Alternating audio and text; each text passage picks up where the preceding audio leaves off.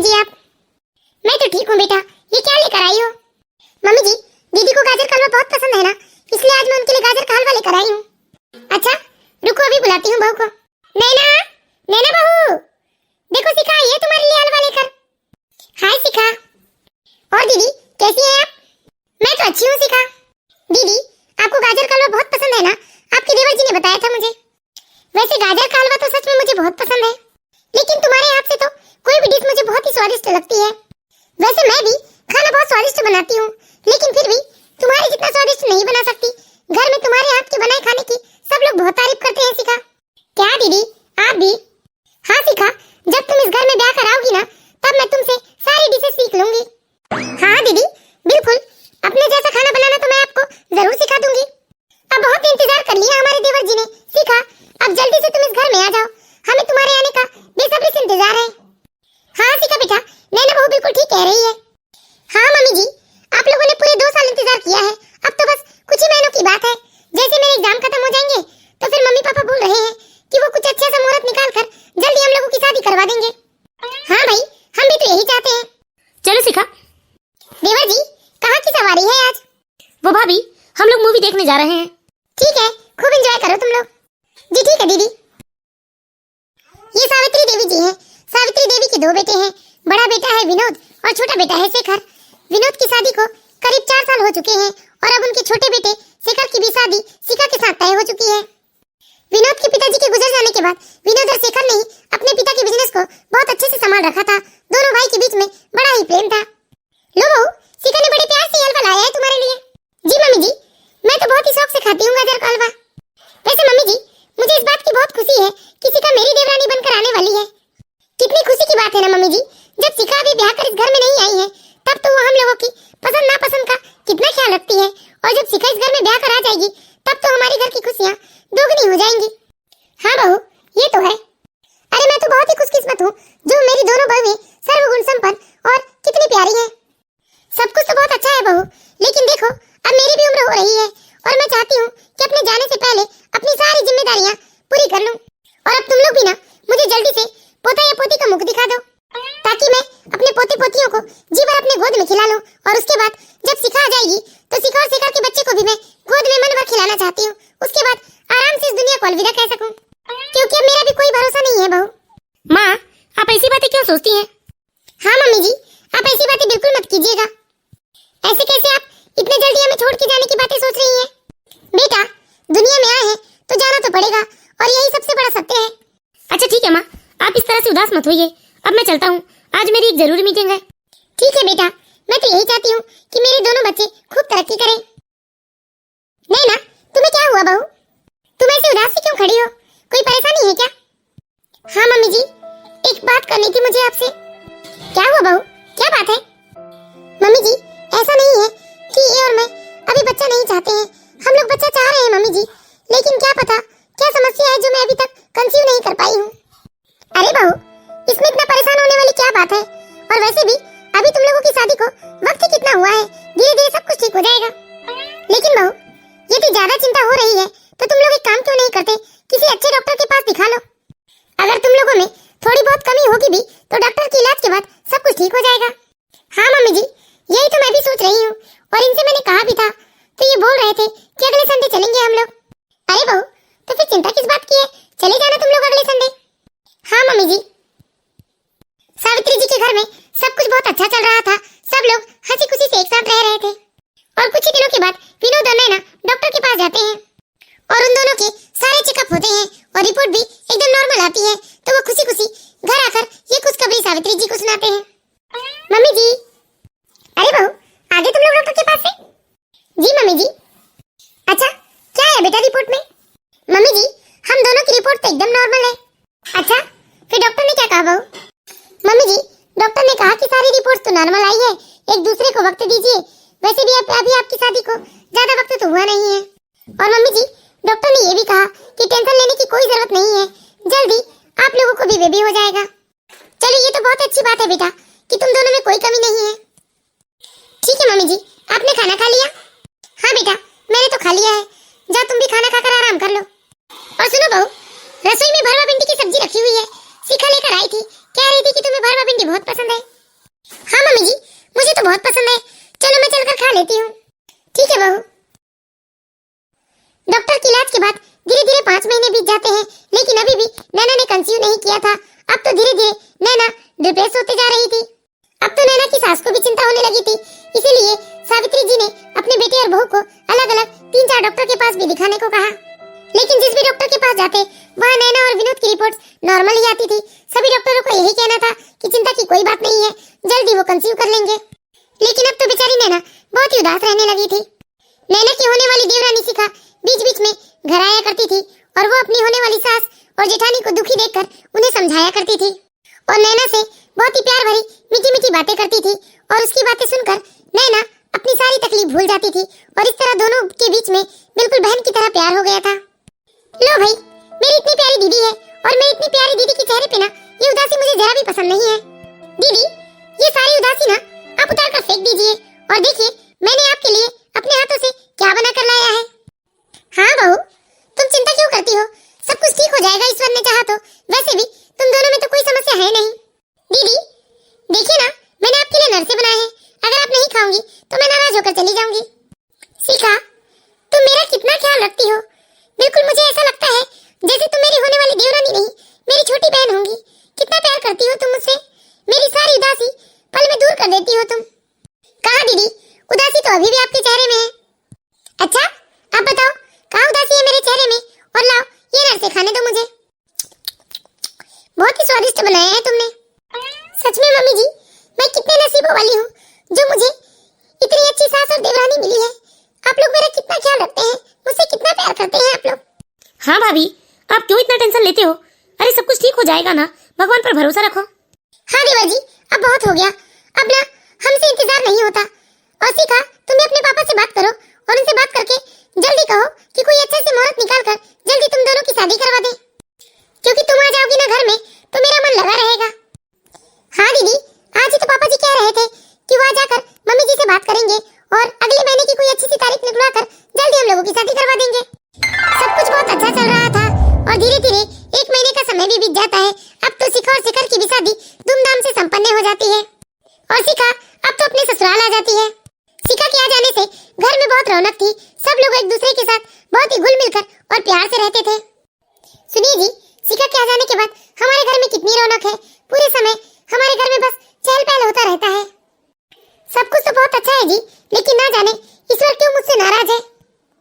जो कुछ कमी ना होते हुए भी अब तक मेरी गोद सुनी की सुनी है। नैना, इतनी उदास क्यों होती हो? अरे बच्चा ना भी हो तो मुझे कोई समस्या नहीं है।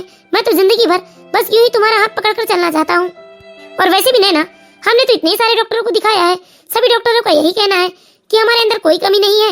ईश्वर ने चाहा तो जल्दी हमारी भी विश पूरी हो जाएगी। हाँ जी, काश ऐसा ही हो। लेकिन एक बात कहूँ जी, एक समय के बाद ना बिना बच्चे के जीवन अधूरा सा लगने लगता है। अब मुझे बस ऐसा लगता है कि मेरी गोद भर जाए और मैं कुछ समय अपने बच्चे के साथ हंसी खुशी वाले पल बिताऊं। धीरे धीरे वक्त बीतने लगता है। अब तो शिखा और शिखर की शादी को भी लगभग 1 साल पूरे हो गए थे। अब सावित्री देवी को अपने बड़े बेटे बहू से कोई उम्मीद नहीं रह गई थी। अब तो बस उनकी उम्मीद शिखर और शिखा पर ही टिकी थी। मम्मी जी, चाय पी लीजिए। शिखा बेटा, जरा बैठो तो तुम यहाँ। जी मम्मी जी। देखो बेटा, मुझे नैना और विनोद से अब कोई उम्मीद नहीं रह गई, लेकिन इसमें उन दोनों की कोई गलती नहीं है, क्योंकि डॉक्टरों का तो कहना है कि उन लोगों में कोई कमी नहीं है। लेकिन मैं चाहती हूँ बेटा, इस दुनिया को अलविदा कहने से पहले मैं अपने पोता पोतियों को अपने गोद में खेला लूं। और अब तो बेटा धीरे धीरे तुम लोगों की शादी को भी 1 साल हो चुके हैं। अब मुझे तुम दोनों का ही भरोसा है कि तुम ही लोग मेरे पोती पोतियों का मुझे मुख दिखा सकते हो। और वैसे भी बेटा, सही वक्त पर बच्चा हो जाए ना तो अच्छा रहता है, वरना तुम लोग तो देख ही रहे हो नैना और विनोद की हालत। लेकिन मैं जानती हूँ बेटा, इसमें मेरी बहू नैना का कोई दोष नहीं है। आज नहीं तो कल उसकी भी गोद भर जाएगी। लेकिन अब मेरी उम्र होती जा रही है, जिंदगी का कोई भरोसा नहीं, इसलिए मैं चाहती हूँ कि तुम लोग मुझे मेरे पोता पोतियों का मुख दिखा दो। सावित्री देवी जी बहुत ही सुलझी और समझदार किस्म की महिला थी। वो अपने बड़े बेटे बहू को कभी भी दुखी नहीं करना चाहती थी अपने बातों से। शिखर और शिखा भी बहुत ही समझदार थे। वो भी कभी ऐसी बातें नहीं करते थे जिसे सुनकर कभी नैना को ठेस लगे। धीरे धीरे वक्त बीतने लगता है। अब तो नैना और विनोद ने उम्मीद भी छोड़ दी थी, क्योंकि कोई कमी ना होने के बावजूद भी अभी तक नैना गर्भवती नहीं हो पाई थी। लेकिन कुछ ही महीनों के बाद शिखा गर्भवती हो जाती है। और शिखा की गर्भवती होने के बाद तो घर में जैसे खुशियों की लहर दौड़ जाती है। और ये खबर सुनकर तो नैना और विनोद भी बहुत ही खुश हुए थे। विनोद और नैना की सोच थी कि चलो उनके घर में बच्चा आ जाएगा तो उनके घर में भी रौनक आ जाएगी। नैना अपनी देवरानी शिखा का पूरा ख्याल रखती थी और सावित्री जी की भी खुशियों का कोई ठिकाना नहीं था। वो बहुत खुश थी। वो अपनी अगली पीढ़ी को देखने के लिए बहुत ही उत्साहित थी। शिखा, तुम्हारी रिपोर्ट आ गई है। हम माता पिता बनने वाले हैं। चलो जल्दकर ये खुशखबरी मम्मी और भैया भाभी को दे देते हैं। आप सच कह रहे हैं? हाँ शिखा, मैं बिल्कुल सच कह रहा हूँ। फिर जल्दी चलिए जी। आज तो भैया भाभी मम्मी सब खुशी से झूमेंगे। हाँ शिखा जी। दीदी दीदी। हाँ शिखा, मैं रसोई में हूँ। दीदी सारे काम छोड़ दीजिए और जल्दी से सामने आ जाइए। अरे ऐसी क्या बात हो गई जिसके लिए शिखा मुझे काम छोड़कर आने बोल रही है? चलकर देखती हूँ। अरे शिखा, क्या बात हो गई? दीदी आप बड़ी मम्मी बनने वाली हैं। क्या तुम सच कह रही हो शिखा? हाँ दीदी, मैं बिल्कुल सच कह रही हूँ। अरे दीदी ये क्या, आपकी आंखों में आंसू क्यों? शिखा मेरी बहन, ये तो खुशी के आंसू है। मेरे लिए इससे बड़ी बात और क्या हो सकती है शिखा? चलो मैं माँ तो नहीं, लेकिन माँ से पहले बड़ी माँ जरूर बन गई। शिखा आज के बाद तुम घर का कोई काम नहीं करोगी। और सुनो शिखा, तुम्हारे खाने पीने का सारा ध्यान मैं रख लूंगी। तुम्हें बस घर का कोई भी काम नहीं करना है, सिर्फ आराम करना है। आज के बाद से मैं ही घर की सारी जिम्मेदारी उठा लूंगी। तुम बिल्कुल तनाव मुक्त रहना मेरी बहन। हाँ शिखा, तुम्हें अब अपना खास ख्याल रखना होगा। शिखा सच में तुम बहुत ही किस्मत वाली हो जो तुम्हें नैना जैसी जेठानी मिली है। वो जेठानी कम और तुम्हारी बड़ी बहन ज्यादा लगती है मुझे। हाँ मम्मी जी। और शिखा, तुम्हें भी अब शिखा का बहुत अच्छे से ख्याल रखना होगा। जी भैया। शिखा आज तुमने मुझे मेरे जीवन की सबसे बड़ी खुशी दी है बेटा। मैं ये खुशखबरी सुनने को तो जैसे तरस ही गई थी। जी मम्मी जी। शिखा तुम नाश्ते में क्या खाओगी जल्दी से बताओ, मैं फटाफट बना देती हूँ तुम्हारे लिए। दीदी अभी तो मुझे सिर्फ फ्रूट्स और मिल्क ही पीना है। ठीक है शिखा, मैं अभी तुम्हारे कमरे में लेकर आती हूँ। ठीक है दीदी। नैना की खुशियों का कोई ठिकाना नहीं था। नैना तो ऐसे खुश हो रही थी मानो शिखा माँ नहीं बनने वाली हो बल्कि नैना ही माँ बनने वाली हो। नैना दिल से शिखा की देखभाल में लग जाती है। शिखा को उसकी पसंद का सारा खाना बनाकर खिलाती है। शिखा जो कहती है वो नैना उसे तुरंत ला कर देती है और शिखा भी बहुत खुश थी सबके साथ। इसी तरह धीरे धीरे पूरे 3 महीने बीत जाते हैं और एक दिन शिखा जोर जोर से पेट को पकड़कर रोने लगती है। कहती है कि उसके पेट में बहुत दर्द हो रहा है। मेरे पेट में बहुत दर्द हो रहा है। दीदी दीदी, नैना दीदी, मम्मी जी। बहुत दर्द हो रहा है। शिखा जोर जोर से अपने कमरे में दहाड़े मारकर रो रही थी। शिखा की आवाज सुनकर नैना और उसकी सास भागे भागे शिखा के कमरे में आते हैं। शिखा शिखा बेटा, क्या हो गया तुम्हें? क्यों रो रही हो तुम? हाँ शिखा क्या हो गया? दीदी मेरे पेट में बहुत दर्द हो रहा है। दीदी दीदी। अरे बेटा तुम रो मत, मैं अभी शिखा को फोन करती हूँ। शिखा अभी के अभी तुम्हें डॉक्टर के पास लेकर जाएगा। मम्मी जी मैंने इन्हें फोन कर दिया है, ये बस आते ही होंगे। शिखा शिखा क्या हो गया तुम्हें? नहीं मालूम जी, मेरे पेट में बहुत दर्द हो रहा है। शिखा चलो अभी के अभी मैं तुम्हें डॉक्टर के पास ले चलता हूँ। हाँ बेटा जल्दी करो। नैना तुम भी जाओ शिखा और शिखा के साथ। जी मम्मी जी। शिखा तुम बिल्कुल चिंता मत करो, सब कुछ ठीक ही होगा। हे भगवान मेरी बहू को कुछ नहीं होना चाहिए। शिखा को शिखा हॉस्पिटल लेकर जाता है और उनके साथ नैना भी जाती है। इधर नैना की सास बेचारी घर में अकेले बहुत परेशान हो रही थी। शिखा का हॉस्पिटल में इलाज चालू हो जाता है और नैना बाहर बैठकर शिखा का इंतजार करने लगती है। करीब 3 घंटे के इलाज के बाद जब डॉक्टर बाहर आते हैं तो शिखा और नैना को बताते हैं कि शिखा का बच्चा अब इस दुनिया में नहीं रहा। डॉक्टर के मुंह से ये बात सुनकर नैना की तो जैसे दुख का ठिकाना नहीं रह गया। नैना तो वहीं रो रो कर बेहाल होने लगी। और जब नैना शिखा और शिखा घर आते हैं तो ये बात घर आकर वो सावित्री जी को बताते हैं। हे भगवान ये सब क्या हो गया? अरे मैंने क्या और चाहा था भगवान से? बस एक पोता या पोती का मुख ही तो देखना चाहती थी, लेकिन भगवान से भी मेरी खुशियां बर्दाश्त नहीं हुई। भगवान ने मेरे पोता या पोती को इस दुनिया के में आने से पहले ही छीन लिया मुझसे। हाँ मम्मी जी, न जाने मुझसे कौन सी गलती हो गई मम्मी जी जिस कारण मेरा बच्चा मुझसे दूर हो गया। शिखा रो मत मेरी बहन, भगवान ने चाहा तो जल्दी फिर से तुम्हारी गोद भर जाएगी। दीदी मैं तो अपनी माँ बनने की बात से इतनी खुश नहीं थी दीदी जितनी खुश मैं आपकी बड़ी माँ बनने पर थी। लेकिन हम कर भी क्या सकते हैं शिखा, भगवान की मर्जी के आगे भला किसकी चली है। हाँ बेटा तुम इस तरह दुखी मत हो, यदि ईश्वर ने चाहा तो जल्दी तुम्हारी गोद फिर से भर जाएगी। चलो शिखा तुम कमरे में आराम कर लो, मैं अभी तुम्हारे लिए चाय बना कर लाती हूँ। हाँ बेटा जाओ आराम करो तुम। मम्मी जी मुझे माफ कर दीजिए, मैंने आपसे आपकी खुशियां छीन ली। मम्मी जी बेटा तुम क्यों उदास होती हो, इसमें भला तुम्हारी क्या गलती है? शिखा के साथ आज जो घटना हुई थी इससे तो सबका बहुत दिल टूट जाता है, सब लोग बहुत उदास हो जाते हैं। उस दिन किसी ने भी खाना नहीं खाया और सबसे ज्यादा दुखी तो उस दिन नैना थी। नैना ने क्या क्या सपने सजा लिए थे उस आने वाले बच्चे के लिए, लेकिन बेचारी की खुशियां उस तक आने से पहले ही छिन गई। इसी तरह धीरे धीरे इस बात को 6 महीने का समय बीत जाता है। अभी भी नैना शिखा का बहुत अच्छे से ध्यान रख रही थी, लेकिन एक रोज फिर से मालूम चलता है कि शिखा दोबारा से माँ बनने वाली है। अरे शिखा तुझे क्या हो गया? सुबह से ही देख रही हूँ तेरा मुंह लटका हुआ है, क्यों कोई बात हो गई है क्या देवर जी के साथ? पता नहीं दीदी, सुबह से ही बड़ा मन मचला जा रहा है और चक्कर भी आ रहा है मुझे। सच कह रही है शिखा? मुझे तो लगता है तू दोबारा से माँ बनने वाली है। शिखा क्या कहा भाभी आपने? हाँ देवर जी, एक बार फिर से हमारी शिखा माँ बनने वाली है। मुझे पूरा विश्वास है। शिखा को तुम अभी के अभी डॉक्टर के पास लेकर जाओ देवर जी। ठीक है भाभी। शेखर शिखा को डॉक्टर के पास लेकर जाता है और जैसे ही वो लोग डॉक्टर के पास से लौटकर घर आते हैं तो एक बार फिर से घर में वही खुशियों की लहर दौड़ जाती है। सब लोग बहुत खुश हो जाते हैं। बहू तुमने दोबारा से खुशखबरी देखकर मुझे तो बहुत ही प्रसन्न कर दिया, लेकिन देखो बहू इस बार तुम्हें बहुत ही विशेष सावधानी रखनी होगी, क्योंकि पिछले बार जो हुआ वो इस बार बिल्कुल नहीं होना चाहिए। जी मम्मी जी। हाँ मम्मी जी, इस बार तो मैं शिखा का बहुत अच्छे से ख्याल रखूंगी। चलो शिखा चलकर कुछ खा लो तुम। ठीक है दीदी। इस तरह एक बार शिखा फिर से गर्भवती हो जाती है और अब तो नैना शिखा की और भी ज्यादा अच्छे तरीके से देखभाल करती है। लेकिन धीरे धीरे जैसे ही 3 महीने पूरे होते हैं शिखा को फिर से पेट में वही दर्द होने लगता है और शिखा फिर से चीख चीख कर रोने लगती है। दीदी दीदी मम्मी जी। अरे शिखा क्या हो गया तुम्हें? मम्मी जी मेरे पेट में फिर से उसी तरह का दर्द हो रहा है। क्या? शिखा शिखा बेटा। हाँ माँ। माँ ये शिखा को क्या हुआ? बेटा जल्दी से तू शिखा को डॉक्टर के पास लेकर जा, फिर से इसके पेट में दर्द हो रहा है। हाँ माँ मैं भी लेकर जाता हूँ। शिखा उठो शिखा, मैं तुम्हें कुछ नहीं होने दूंगा शिखा।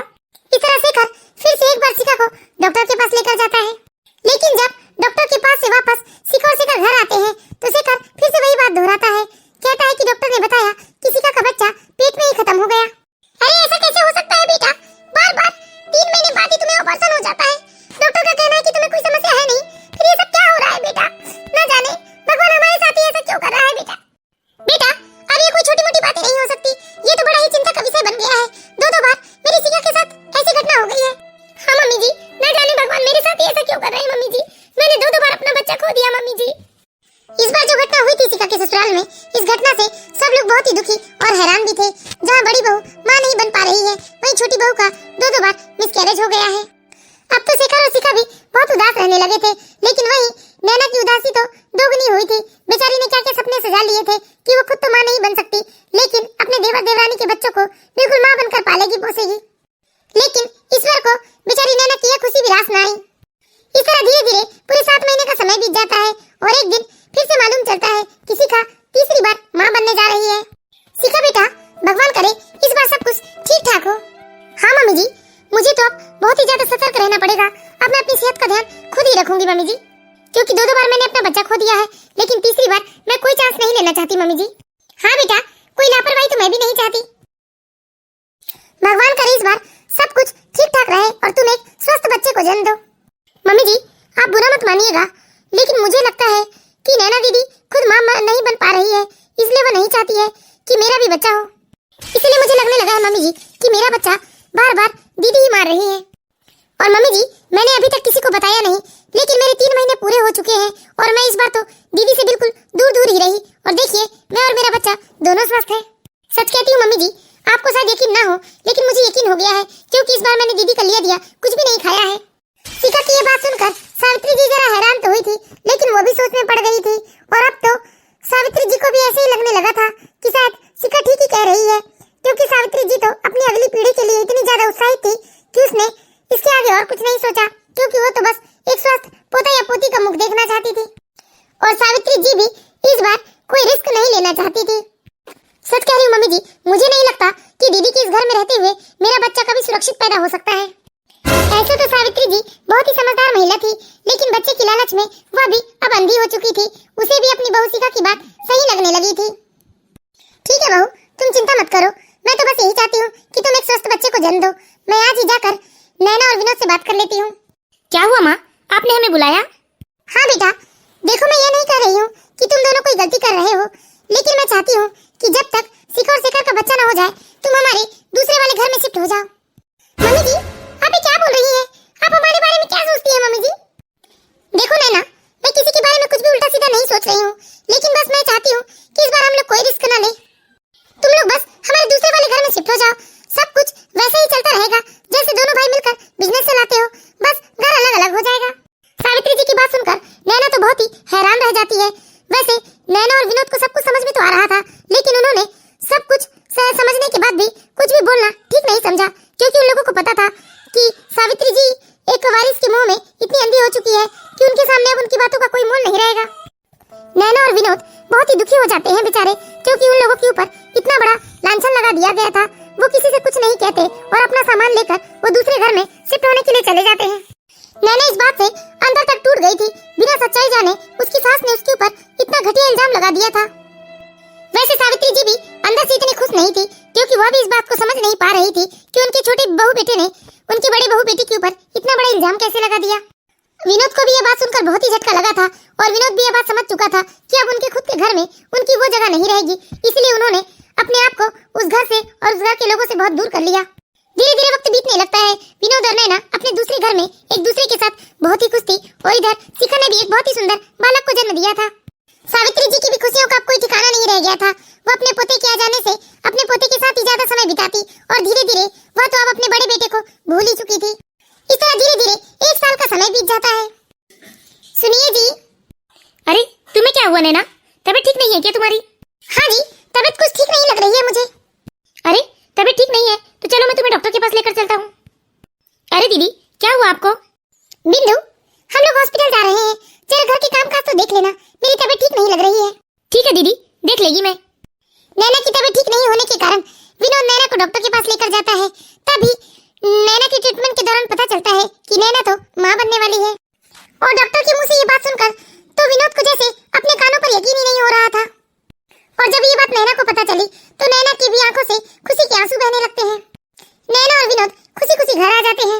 नैना, भगवान ने हमें इतनी बड़ी खुशी दी है, चलो न चलकर ये खुशखबरी हम माँ को सुनाते हैं। नहीं जी, मैं उस घर में दोबारा कभी नहीं जाना चाहूंगी। मम्मी जी ने हमारे ऊपर इतना घटिया इल्जाम लगाया है बिना सोचे समझे।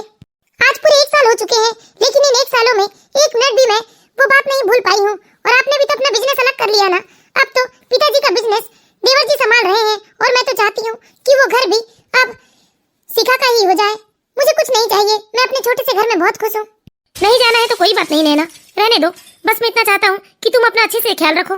सुनिए जी, जब तक हमारा बच्चा इस दुनिया में नहीं आ जाता तब तक हम इस बारे में किसी से कोई चर्चा नहीं करेंगे।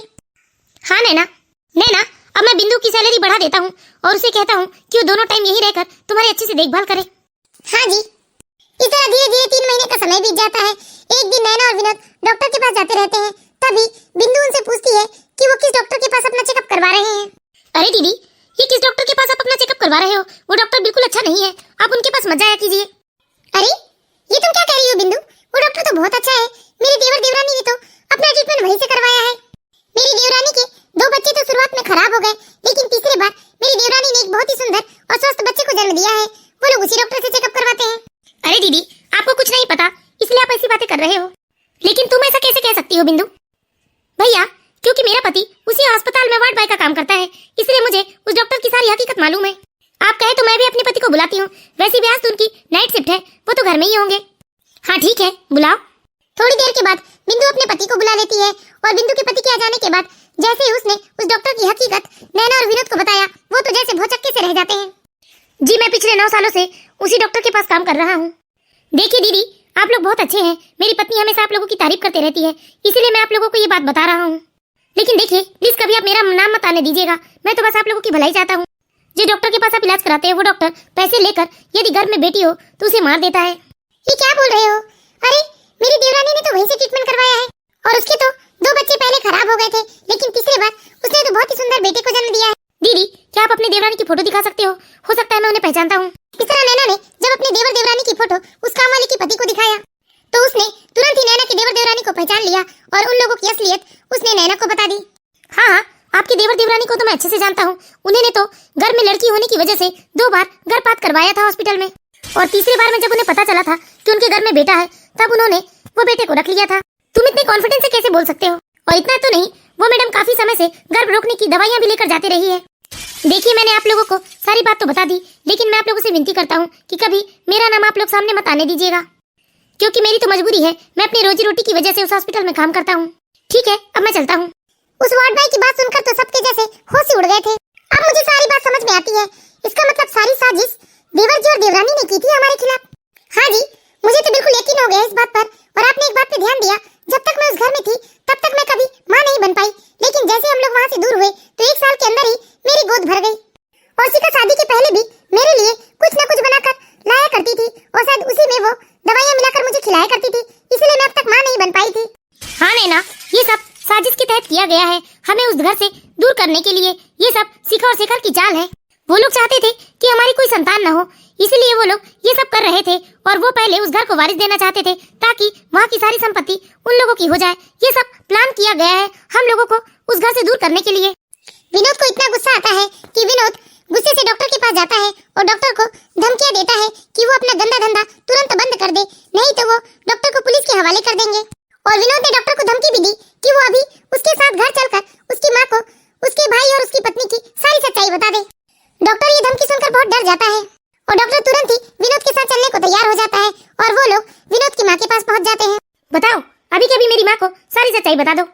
जी हाँ, शेखर और शिखा ने 2 बार गर्भ में लड़की होने की वजह से मुझसे ऑपरेशन करवाया था, और इतना ही नहीं कि वो काफी समय से गर्भ रोकने की दवाई भी लेकर जा रहे थे मुझसे।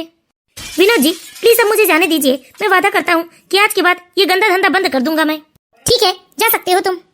मम्मी जी, अब तो आपको समझ में आ गया होगा ना कि शादी के पहले ही शिखा मुझे अपने हाथों से बना खाना लाकर खिलाया करती थी और उसी में वो गर्भ रोकने की दवाई डाल दिया करती थी, इसलिए तो मैं अब तक माँ नहीं बन पाई। छी, मैंने कभी सपने में भी नहीं सोचा था कि मेरे बेटे बहू इतने नीचे गिर सकते हैं।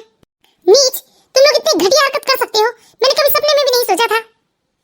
हाँ मम्मी जी, अब आप लोगों को सारी सच्चाई मालूम चली गई है तो हमारा झूठ बोलने का कोई फायदा नहीं होगा। हाँ माँ, ये मेरा और शिखा का ही प्लान था। हम भैया भाभी को रास्ते से हटाना चाहते थे और सबसे पहले इस घर को वारिस देकर हम इस सारी संपत्ति के मालिक बनना चाहते थे। अरे तुम लोग दौलत और शोहरत के लिए इतनी घटिया हरकत करने पर उतारू हो गए कि एक बार भी अपने भाई भाभी के बारे में नहीं सोचा। निकल जाओ तुम लोग मेरे घर से, और आज के बाद अपनी गंदी शकल मुझे कभी मत दिखाना। शिखा और शेखर के पास सावित्री जी की बातों का कोई जवाब नहीं था। उन्हें अपनी गलती का एहसास हो चुका था। वो लोग बहुत शर्मिंदा हो चुके थे, इसीलिए उन्होंने किसी से कोई सवाल नहीं किया और चुपचाप वो लोग घर से निकल गए। तो मैं आशा करती हूँ दोस्तों, आप लोगों को हमारी कहानी जरूर पसंद आई होगी। यदि कहानी अच्छी लगी हो तो प्लीज इस वीडियो को लाइक करें और इसी तरह की मोरल स्टोरीज देखते रहने के लिए हमारे चैनल बालाघाट की बेटी को